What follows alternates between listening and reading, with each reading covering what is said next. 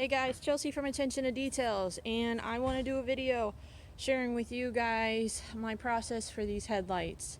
Now, for me, when I look at headlights, obviously there's two routes that you can go when it comes to correcting them. You can wet sand, and then from there you would have to do compound polish and either ceramic coating or some sort of sealant, or you can wet sand, stop it around 800 grit, and do your 2K clear coat.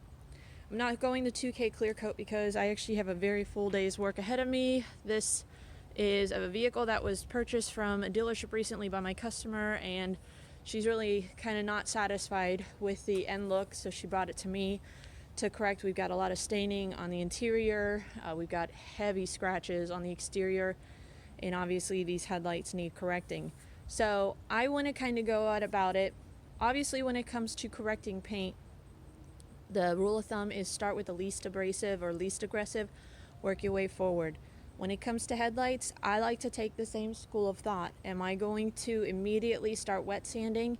You can see here at the bottom, we still have what appears to be some clear coat, but this part here has already kind of been baked off. Now I could come in with a compound. My biggest concern is going to be kind of this area right here where you can see it's kind of delaminating and flaking off. It's not been removed completely, so there may be kind of like a ridge line.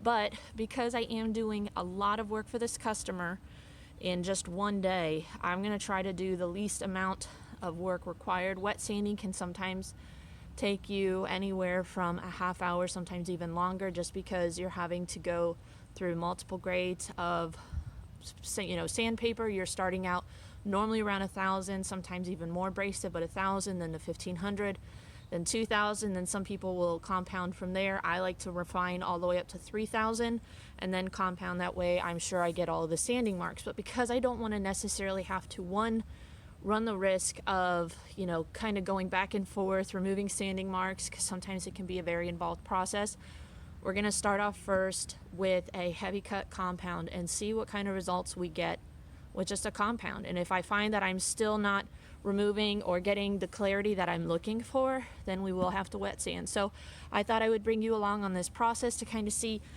what really bad headlights look like, and kind of how you can problem solve on the fly. Again, here we've got a lot of the clear coat kind of just completely gone. So let's see what kind of results we can get just with a heavy cut compound. Now, I do have some products. I have a multitude of compounds that I could use within my arsenal. Anywhere from IGL F1, Meguiar's D300. I have 3D1. That's not a super heavy cut, but if you pair it with the right pad, you can get heavier cut. I was sent a sample a long time ago by Lat 26, and within that sample box, and if any of you haven't tried out their products, this is a great way to get a lot of fantastic products. They include compounds, they provide cleaner waxes, they even have their carbon guard, which I absolutely love, the UV protect, and just a multitude of other cleaners, metal polishes, things like that. Josh Goldberg sent it out to me for free. I think all I had to do was pay shipping, but it's a great way to be introduced to this company and get some really great products. But like I said, he sent me out a heavy cut compound, a medium compound, and then a fine polish. So I actually want to try that product out. That's not why I'm doing this video, but because I have it, it's free, and I want to see what kind of cut we're going to get. I'm going to pair it with my GG6, a 3-inch purple wool pad from LC, and let's see what kind of results we can get. So let me get set up, and we'll probably put you into time lapse. You don't need to see me polishing. It's pretty straightforward. If I were going to be wet sanding or doing something with an aggressive pad, I would tape off these areas right here because I don't want to run the risk. But the wool pad is pretty soft on the sides, and I'm not wet sanding at this point. That I think we should be able to get sufficient cut with just a compound and polish alone. And then we're going to top it with McKee's 37, their headlight coating, which is up to 3 years of protection. So let me get set up and let's see what kind of results we can get with just a heavy cut compound.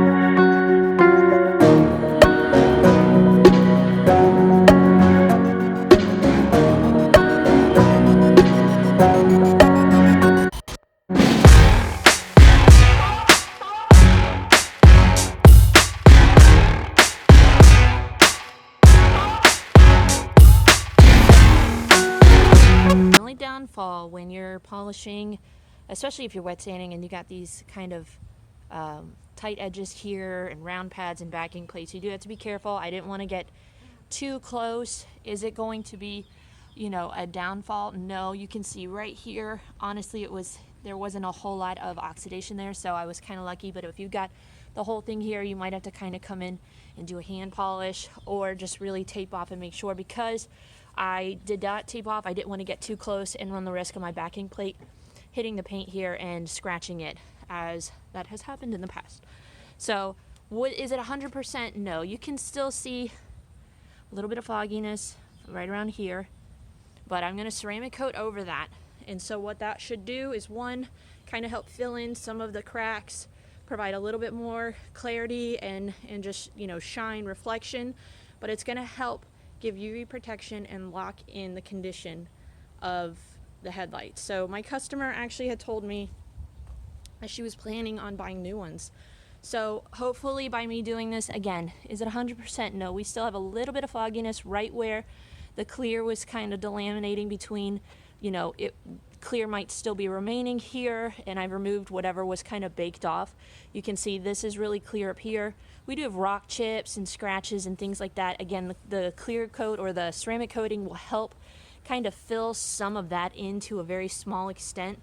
But for the most part, if the customer is driving at night, to go from what they had to this, and I'm doing it quickly, I did this in about 10 minutes, and I was able to use 2 products, and honestly, they were sample products. They were free other than shipping. And I used, again, my GG6 with 3-inch backing plate. I used the purple wool. You can see we picked up all the yellowing and you know, some clear coat onto the pad, and then used a white pad to kind of polish. Mine's a little yellow because it's just a little bit older, but it still gets the job done. But anyways, we're not judging. But I just wanted to share with you guys, you know, not in every situation when you've got an extremely heavy oxidated headlight lens, do you need to wet sand? Could I have? Yes. But I started with the least abrasive, least aggressive. It was an aggressive method with the compound, and sometimes clear coat or wet sanding can be less abrasive than a heavy cut compound. But I was also looking for speed and just being able to give quick results, because again, I'm not charging the customer a whole lot. I'm doing $45 for both of these. So the fact that I'm going to be able to compound, polish, and ceramic coat, $45, 10 minutes of work, $0 in materials, because these were sample products that I got from Lat 26. My ceramic coating, headlight coating from McKee's 37, it is about $45 for a bottle, but you can get, I don't even know how many dozens of headlights out of it. So I'm getting a great return for 10 minutes of work. So I just wanted to share with you guys this process. Not every time do you have to wet sand. I'm glad that in this case I got good results with just the compound and polish. You know, does that mean that I don't wet sand? No, but I have found that when you wet sand, either you need to do a 2K clear coat, some sort of ceramic coating maintenance routine, because it's just going to come back faster. So this is better for the customer in the long run, I find, to just do the compound polish if they're not willing to invest the money for a wet sand and 2K clear coat, or come back yearly for a headlight maintenance. So anyways, hope you guys enjoyed this video. I got to keep moving. I've got a buttload of stuff to do on this. I might bring you in for some of the videos just to show you my process, but I hope you guys enjoy. Thank you for watching. We'll see you in the next video.